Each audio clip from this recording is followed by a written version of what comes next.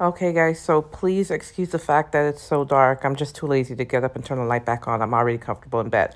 But this happened to me. I recall when I was in school for my ASN, and it must have been like the first week of school, and I didn't know anyone yet. I saw a group of ladies in the library, and they had on the same uniform that I did. So I introduced myself. I'm like, hey, you know, can I join your study group? And they straight up told me, no, we don't, we have enough people. And very rude about it too.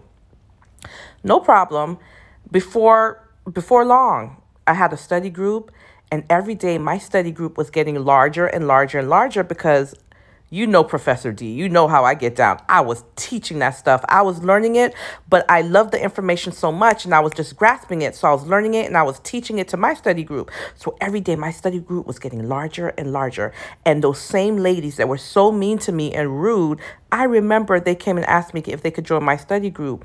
And to be honest, I feel bad about it now because, you know, God's worked on me, but back then I was real petty. I mean, real petty. And I was not so nice.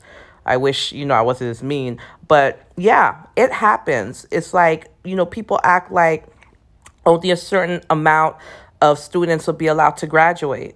And that's just not the case. So if you guys have a good group of people that you can study with, hold on to them because it's far and few between, especially in the nursing program. I think it's just the pressure that students tend to be under. They tend to forget and they think that only a certain amount of students will be allowed to graduate. And that's just not the case.